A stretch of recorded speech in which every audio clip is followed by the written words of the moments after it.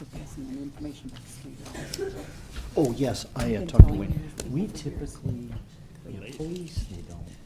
It's public works usually things. I mean, ideally, police should see the bill. Police driver, I noticed that they immediately, Yeah. da, da, da, da, da. It was a good story, but not. Good story. Nah, they don't do that. Call to order a regular meeting for the Normal Town Council for November 17th, 2014. Please call the roll. Mayor Kus. Here. Mrs. Reese. Here. Mr. Fritzen. Here. Mr. McCarthy. Here. Mr. Preston. Here. Mr. Scott. Here. Ms. Gaines.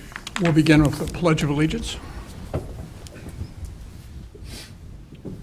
Pledge allegiance to the flag of the United States of America and to the republic for which it stands, one nation, under God, indivisible, with liberty and justice for all.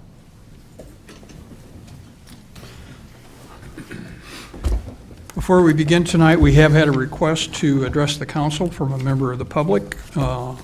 Mr. Josh Schmidtgall had asked to address the meeting. If you want to come up and have a seat.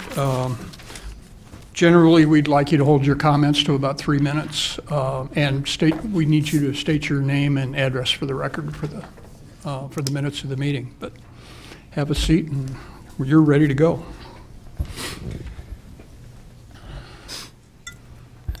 Hi, my name is Josh Schmidtgall, and I'm representing on behalf of Cities 92.9 tonight, and the address there is 1103 Boykins Place in Normal. So, gentlemen and ladies of the audience and well-wishers, I rise in opposition to the taxes on the properties. I am Josh Schmidtgall of Cities 92.9. Ian Bain, the morning show host there, is the one who sent me. We can't keep raising taxes. My question is, why not have a master plan to balance the budget? Thank you, Mayor Kus. I am Josh Schmidtgall of Cities 92.9 and with the morning program with Ian Bain. Thank you.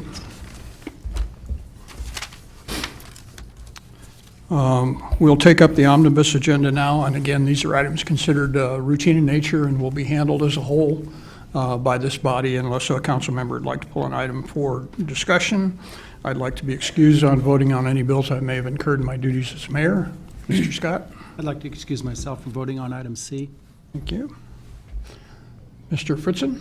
I'd ask to be excused from voting the Bloomington offset bill, and I'd like to remove item C.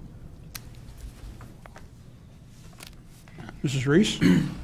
I'd like to be excused from voting on any bills submitted by Advocate Broman or any bills incurred in the course of my duties. Thank you.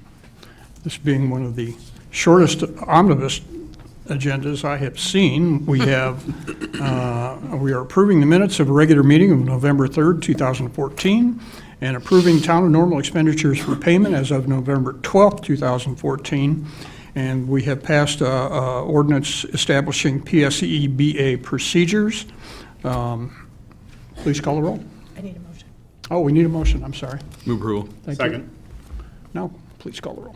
Mrs. Reese. Aye. Mr. Fritzen. Aye. Mr. McCarthy. Aye. Mr. Preston. Aye. Mr. Scott. Aye. Ms. Gaines. Aye. Mayor Kus. Aye. The omnibus is approved with the exception of item C, which is a resolution authorizing a guaranteed maximum price amendment with Mangieri Companies Incorporated for construction of the ISU galleries at Uptown Station in the total amount of $1,695,000. Move approval. Thank you. Second.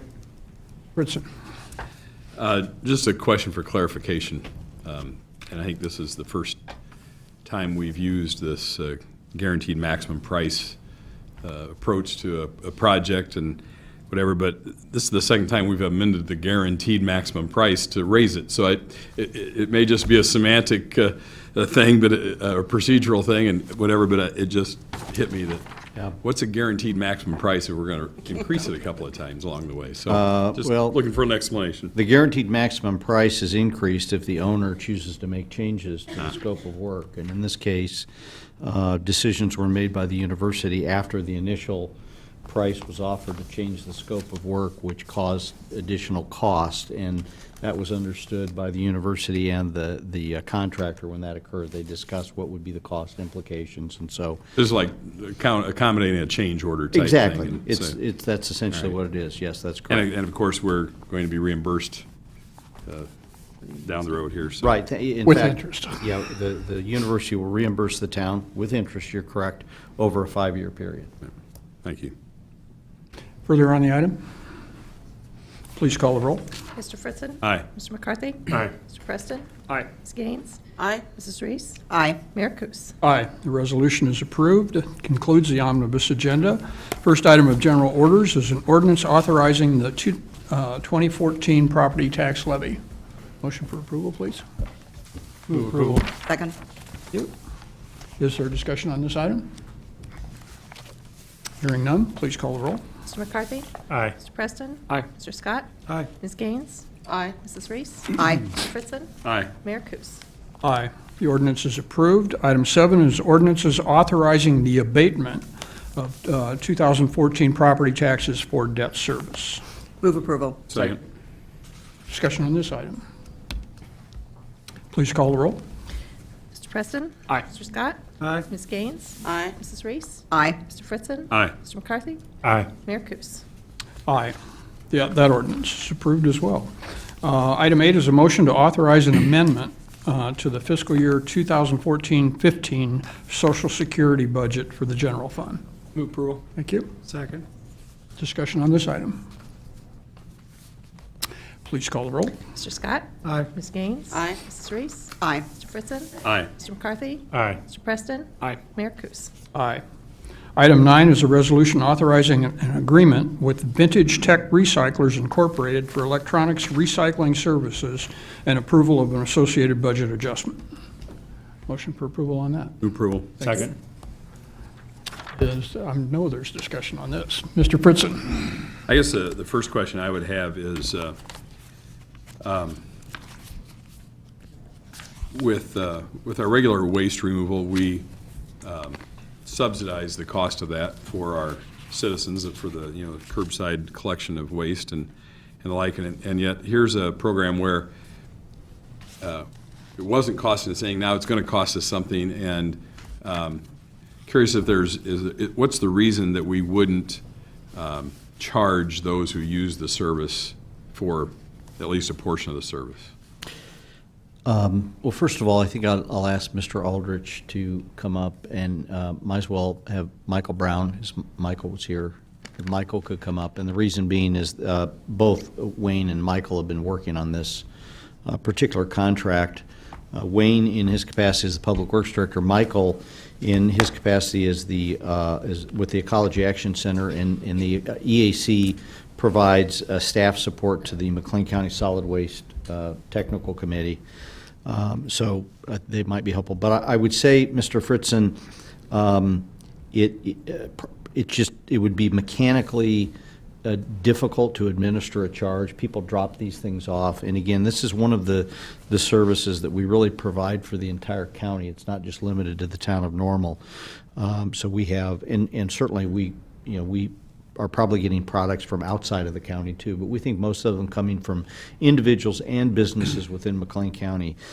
We would have to, have some sort of a system developed with a staff member that would check people in and would, take, or would charge them a certain amount depending on what they dropped off, whether it was a computer printer or a toaster or a computer monitor. And so it's just not practical. And again, up until recently, this was a relatively, I wouldn't say free service, because there are costs involved associated particularly in processing and with our staff, but we feel it's a very worthy community service. So could there be a charge? There could be, but it would be probably difficult and expensive to undertake, and frankly, the cost of collecting would maybe not be as much as, but probably similar to the cost that we're now having to incur with the recycler. So it may be as an option at some point in the future we can look at. I think the collection of certain fees may be statutorily limited. Yes, actually, so the entire Illinois e-waste recycling program went into effect January 1st, 2012 with a statewide law that actually set into place, created this program to facilitate the recycling of e-waste for residents of Illinois. Part of this law did actually prohibit the charging of fees for the collection of them unless there is something of equal value given in return. So there is one other existing site in our community that does charge for electronic recycling, and specifically CRTs, the cathode ray tube TVs and monitors that we're discussing here tonight. That is Best Buy. They charge $10, but then they do give customers a $10 gift card in return. So that is allowable under the law. However, that fee still does present a barrier for residents to use that program. And so there have been long other collection sites in our community without that barrier at all that have seen much greater volumes of participation. But we, even prior to that law, we considered collecting, and it just wasn't practical to do it. So, difficult. Mayor, I might just, I know an issue came up this afternoon with an alternative vendor that sent an email. I got the email, I think, sometime this afternoon when the council did, so staff has kind of scrambled to look into this. It was, as the report before you summarizes, RFP was distributed to various recycling companies that handle or purportedly handle electronic recycling services, and we received 3 responses, and those responses were analyzed by Mr. Aldrich and Mr. Brown and others, and it was determined that the best proposal was submitted by a company called Vintage Tech, who we currently have been using for a number of years for electronics recycling. They are Peoria-based, I believe, is that right? They're out of Plainfield, I believe. Plainfield, okay. And they are a large recycling company and reputable. We received proposals from 2 other companies, one known and reputable, but it was substantially more expensive than the proposal from Vintage Tech. A third proposal received from a small company that was less expensive, but upon examining their capabilities, they were determined to have issues with capacity, equipment, and just weren't confident that they really had the size and the I guess the infrastructure to handle the volume that we would produce. So that's why the recommendation for Vintage Tech. This afternoon we received an email from an alternative company that acknowledged that they did not participate in the RFP process and acknowledged they knew about it, but they could not participate. But recently apparently were able to secure some sort of a manufacturer's contract and now are prepared to offer pricing that they purport to be lower than the pricing submitted by Vintage Tech. We did get late this afternoon, probably about 4 o'clock, an email from that company outlining their pricing. So we're kind of scrambling here, as you can imagine. And based upon the email, which one of the principals specifically noted is not a formal proposal, but we assume that they're willing to provide this service, the pricing was significantly less than what was provided by Vintage Tech. But we really don't know the full parameters. We don't know if they're willing to accept just monitors and CRTs, or if that pricing is based upon a stream of all of our recyclable electronics. So we really aren't in a position to make a recommendation on this particular vendor this evening. However, I will say we did establish a process, and that the other vendors that submitted proposals did so in accordance with the process, and we still at this point are recommending that the council approve the proposal submitted by Vintage Tech and a contract with Vintage Tech. I will point out, however, that the contract is relatively flexible. In fact, Vintage Tech in the contract gives us the right to take monitors and CRTs to other recyclers if indeed their pricing is beneficial or less. And further, the agreement with Vintage Tech can be canceled within 30 days if we chose to take somewhere else. So we've got lots of flexibility, and if we determine that this third-party vendor can indeed provide the service, and the service, they have the capacity, that's something we could consider. Now, we also, in the agreement with Vintage Tech, and they acknowledge that if they are able to enter into a similar contract and get improved pricing, then they will pass that savings along to us as their customer. So it's very possible that they could be looking in the same situation, and they may be able to provide more favorable pricing. We just don't know.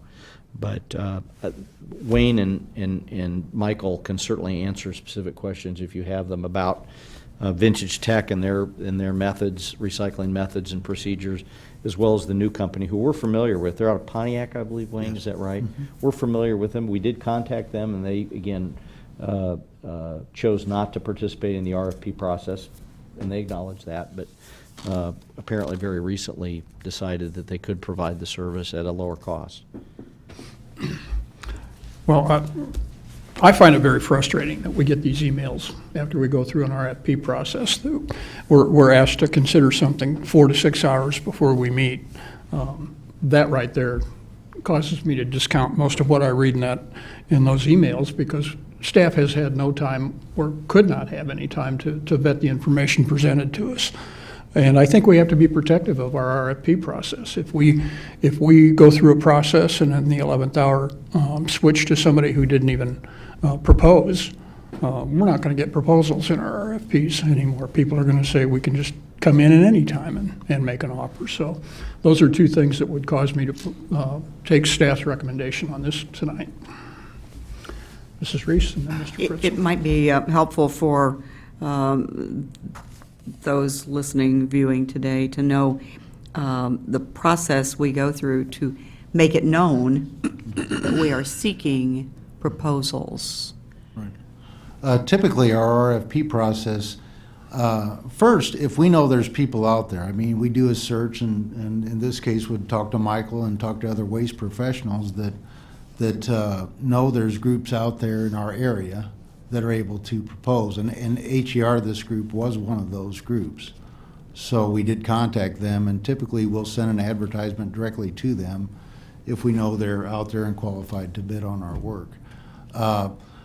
We also advertise on our website and in the Normal-Lite, as is our custom. And a lot of folks you'll find pick it up on the website with the service or whatever. So we see a lot of activity just based on the website posting. And in this case, we got 2 just based on that website posting that we weren't aware of.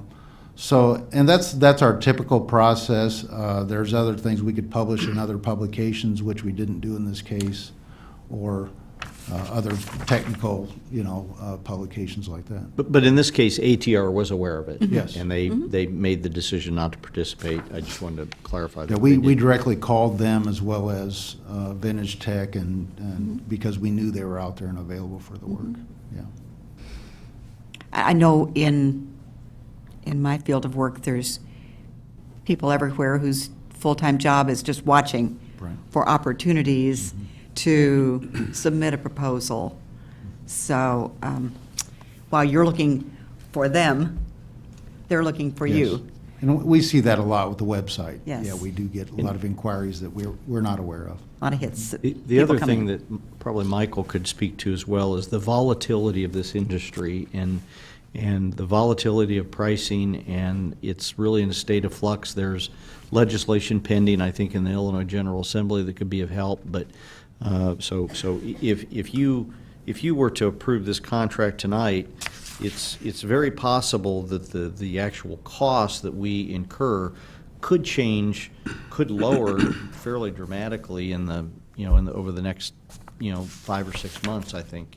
But would you explain that whole process, because it is kind of complicated? Sure. Actually, we're facing right now a statewide crisis in dealing with the recycling of these CRT monitors, in particular cathode ray tube, TVs, monitors, the older bulky style, the tube style. And the reason being essentially has to do with the quotas set forth in the Illinois e-waste recycling law, as well as quotas set forth in other states, in similar programs. And essentially, our quotas have been a little bit lower than what has happened in other states. The penalties for not complying with fully meeting the quotas that are set for each manufacturer that is in the program the penalties are relatively low. Whereas in states like New Jersey and Pennsylvania, both the quotas are higher and the penalties are much stricter in that manufacturers are required to meet 100% of the quota that is assigned to them. Whereas as it stands right now in Illinois, it's only 70% of that quota.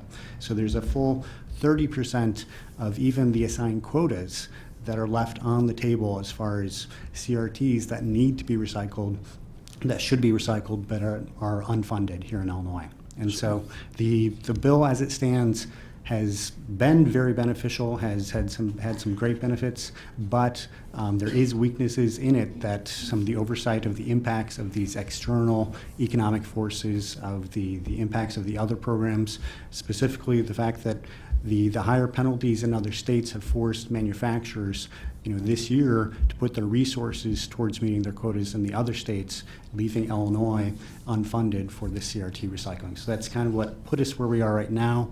There are attempts right now in the veto session in the Illinois General Assembly to fix the weaknesses that are in the Illinois law, but it is the veto session. It is questionable whether or not this can be accomplished, but there's a committed group, a coalition of solid waste professionals across the state that have proposed some very good amendments. Right now, there have been introduced as House Bill 4042, which will correct the problem with weak quotas, but also correct the problem with the lack of a penalty for not meeting the full quota. So it will raise each manufacturer's quota to 100%.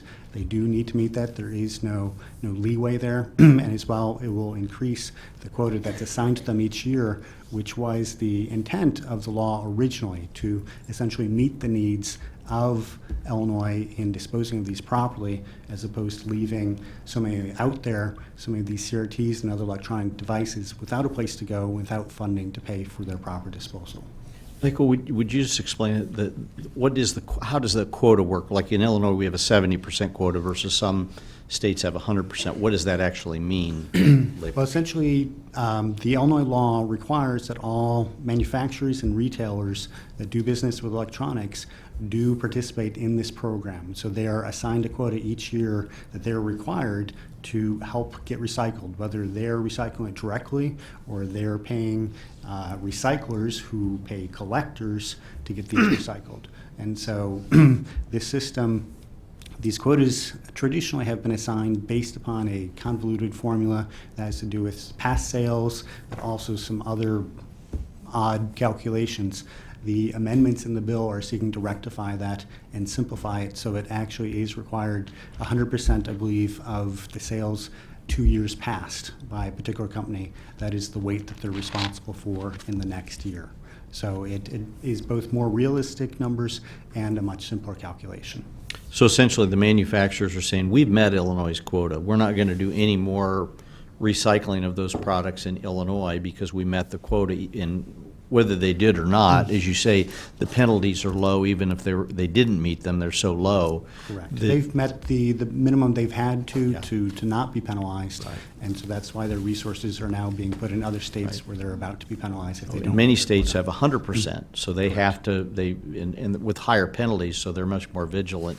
In other states where Illinois is left to sort of, particularly is this time of the year, we have, we don't have any assistance from the manufacturers, so it's up to the individual owners of these facilities or municipalities like Normal to do it. Now, a lot of places that have traditionally or do traditionally accept recycle or electronic material for recycling have stopped accepting monitors. And certainly that was something we considered. We could just stop accepting them, but they're going to be disposed of somewhere. And more than likely in places that are not appropriate.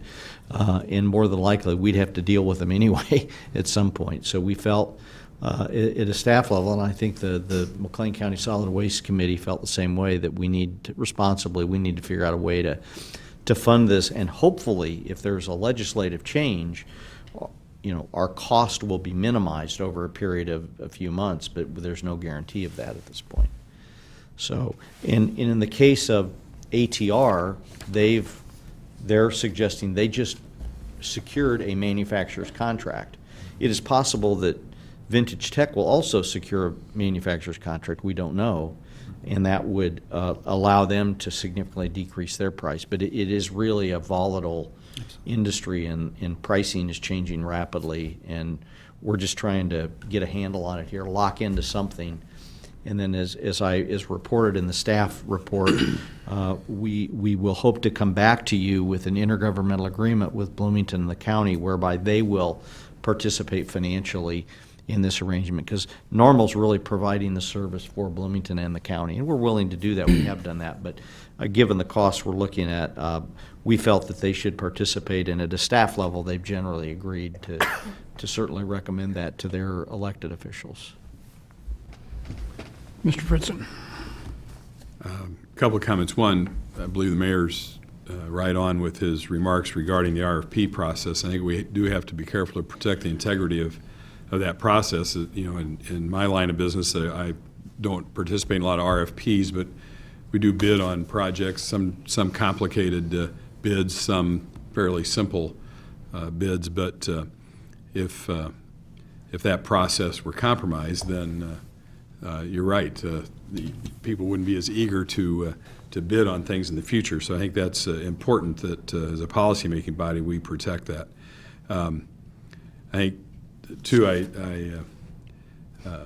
One of the question I asked earlier about charging for, you know, the use of it, it may be just on certain items, or you know, selling a tag ahead of time or something like that. It does get complicated. It can make things more difficult. And I have seen cathode ray tube televisions on the curb, and we don't collect them. And so, you know, they'd either be on the curb or in a ditch or buried in a dumpster that we can't see with the automated system we have. So I understand that, but I felt I needed to ask that question earlier. I think too, the foresight that our staff has, oftentimes when we contract for services, there often is included language that says, you know, the contract either party can get out of the contract given a certain amount of notice, and that's in there for good reason, certain types of contracts, and this is one of those. So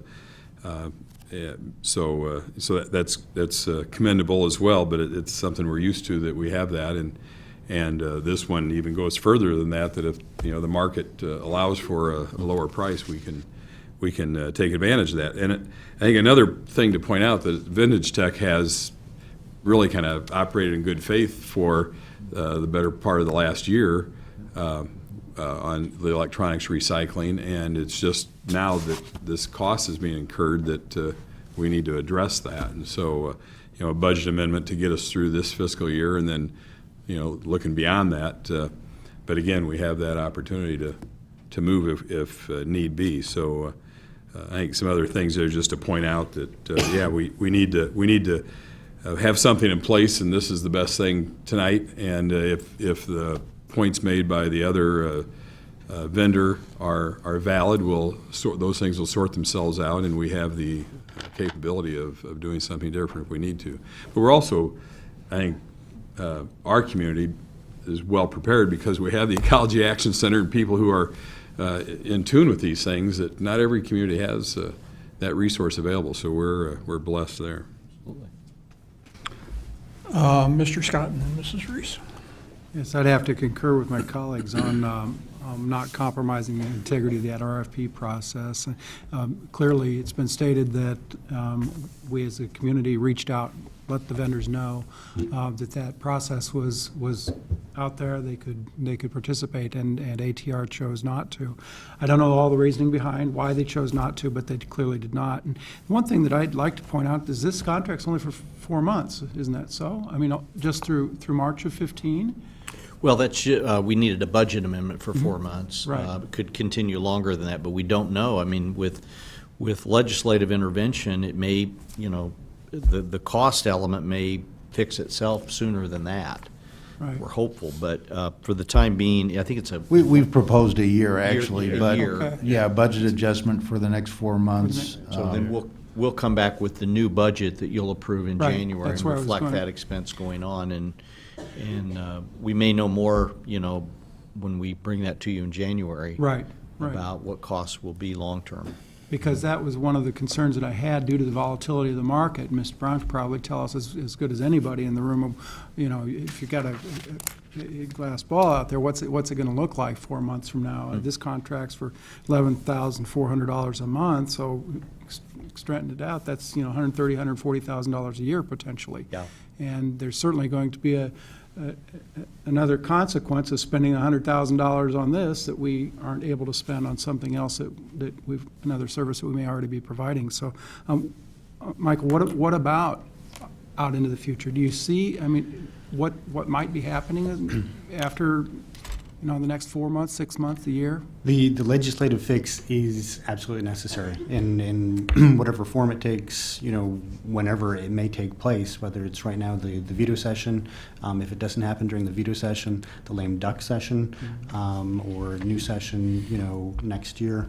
It needs to happen, or else, yes, these costs are going to continue to be passed down to local communities, or communities will just shut down these programs, and that has happened elsewhere in a number of communities in Illinois because they cannot absorb these costs. And so, as a result, the CRT monitors are likely being dumped illegally, inappropriately, Right. as they cannot go into landfill at this point.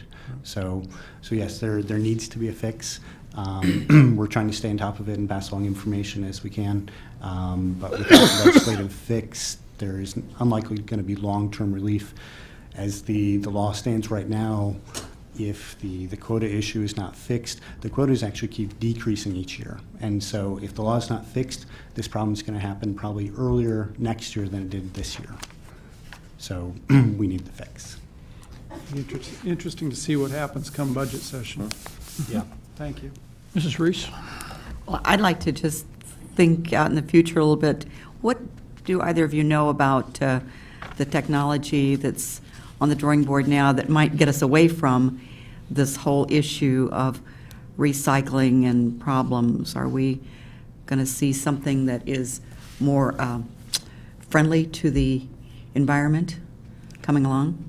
Well, the CRTs technically should become a non-issue eventually, as that they're Eventually. no longer manufactured. The flat When I get screen rid of the ones in TVs my house and Correct. and all the rest of us out there that have them? Exactly. A lot of us still have them. They're working fine, and Right. that's fine. There's no reason to upgrade. That's another waste issue if we throw away things that are perfectly usable. And so projections are out there of possibly another 10 years of dealing with disposal of CRT TVs and monitors. But that being said, there is, an end that is going to come with this issue. Not that there's not going to be other, hazardous waste type issues that we have to deal with, but yet. But the new screens that are out today, The flat screens do not contain the Not a leaded problem. glass that the CRT monitors send do. those to the landfill. Well, we can recycle them at a Okay. much cheaper cost. Okay. And so, as it stands right now, most consumer electronics cannot go to the landfill, but it's the CRTs that are so costly to recycle. And so the flat screen monitors, TVs, those actually have some value to them. And so the manufacturers, are eager to get their hands on those. It's the CRTs that are problematic. Thank you. I will say, I'm amazed, we still get, a large percentage of our electronic waste is CRT still. I mean, it amazes me how many of those items that we receive every month. So there's still lots of them out there, whether, many are in use, and many others are in basements and garages or, spare rooms, and, they'll eventually make their way to our recycle center, I'm sure. Yeah, I think right now it's like 58% of what we collect by weight is CRTs. Mr. McCarthy? I must admit, this year I put a CRT in the electronic recycling, so I'm one of those who finally parted with a old computer monitor. After the email chain earlier with the pricing and spending a little time reading this over, I guess that I, like all my counterparts, want to protect our process as well. but also I'm interested in balancing our process with cost. And so I'm comforted that the terms of this agreement allow us to exit with 30-day notice and give us the flexibility of right in it of allowing us to go to other methods if we need to. And so I'm supportive of moving forward with this, quite frankly, just because there's so much flexibility. We can almost do anything at will. And so if after staff has a chance to vet this and decide whether it's really something that's realistic and we want to pursue it, that we have the opportunity to do it. So I'm in favor of moving forward with the proposal. Thank you. Further on this item? Please call the roll. Ms. Gaines? Aye. Mrs. Reese? Aye. Mr. Fritzen? Aye. Mr. McCarthy? Aye. Mr. Preston? Aye. Mr. Scott? Aye. Mayor Kus? Aye. The resolution is approved. We have one item of new business, and that's a motion to approve appointments to the Children's Discovery Museum Foundation Board. Motion for, Move approval. Second. as this is a matter of personnel, there will be no discussion unless a council member would like to take this item to an executive session. And seeing no such request, please call the roll. Mrs. Reese? Aye. Mr. Fritzen? Aye. Mr. McCarthy? Aye. Mr. Preston? Aye. Mr. Scott? Aye. Gaines? Aye. Mayor Kus? Aye. Mrs. Arias, would you announce those appointments? I would be happy to. By this action, we've just appointed Gina Mandros to this board. She is pretty well known in the community for a number of roles. She's has a history with United Way, and she's currently now fundraising director for Easter Seals. And so she has a presence and an awareness, and besides, she's a mom of a cute little kid that loves to go to the museum, so she's well familiar with that world. So we're pleased to have Gina come on. Thank you. Before a motion for adjournment, are there concerns or comments? Mr. McCarthy?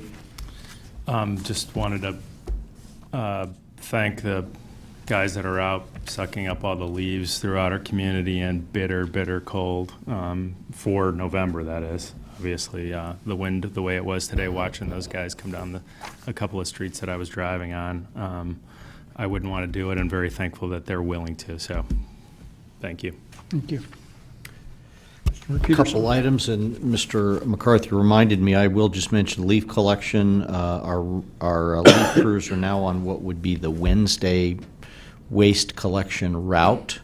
They've been through the community once. They're on their second round. It's very slow because the leaves all came down at once, pretty much one weekend, and a little bit late. So, but they're out there and they'll continue to work until either the leaves are gone or until we have a significant snowfall that prevents them from using the equipment. So, thank you for that, Mr. McCarthy.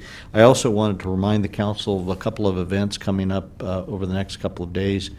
We are kicking off tomorrow morning our Uptown Plan update process. There's a whole team, project team members that are descending on the community this evening, and they will start bright and early at 8 o'clock in the morning with a working breakfast with staff and the mayor.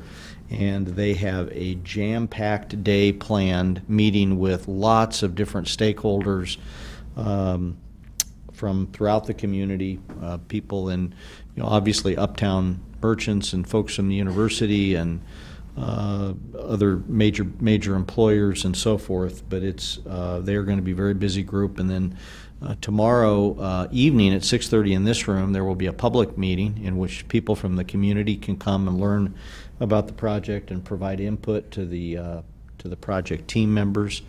There will be some breakout sessions for people that have a special interest in things like retail or housing or other particular areas of concern. And then a reminder that there's a working lunch meeting with the council on Wednesday at 11:30. I know a couple of you, Sonia and Scott, will be out of town, won't be able to attend, so we will make sure that you have an opportunity at some point to plug into the consultant group and offer your thoughts. This is the first step of the process, so they'll be back a number of times, and probably won't wrap things up until late spring, probably more likely in the summer. So it's a very robust process, and we look forward to getting started tomorrow morning. Mrs. Reese? Quick question on that. Did I recall some of this might be videoed? We are going to video some of the, we'll certainly videotape the meeting that is going to take place in this room, and we are also going to videotape some of the stakeholder meetings to try to document the process to the extent we can. Not everything will be on video, but some of it will be, yes. Mhm. You thought about whether it's going to be online? Haven't thought about it. We're doing it as much for our archival purposes as anything, but it's certainly, I see no reason particularly why the large public meeting couldn't be Right. online. Absolutely. Yeah, that I think makes there'll be sense. people that can't make it here tomorrow night and would like to get a sense of the conversation, the direction, the enthusiasm for the group and so on Yeah. to carry it forward. So I would encourage that. Okay, it's a good idea. Motion for adjournment? Who we adjourn? Second. Please call the roll. Mr. Fritson? Aye. Mr. McCarthy? Aye. Mr. Preston? Aye. Mr. Scott? Aye. Ms. Gaines? Aye. Mrs. Reese? Aye. Mayor Kus? Aye. We are adjourned. As you're leaving, I will say Terry Legner's out there. Is it next meeting? We will start live streaming your next meeting. So it's been a while, but it's almost here. Really? Yes. Mhm.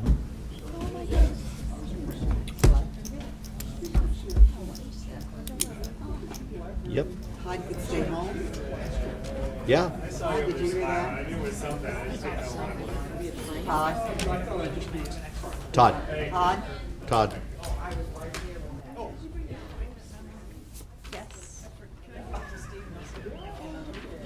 Hey, Steve.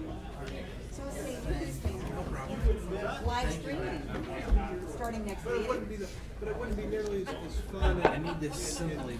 Boy, it's tough. There's no simple about it, my friend.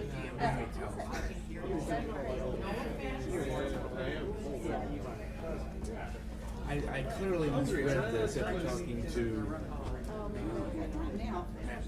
Mm-hmm.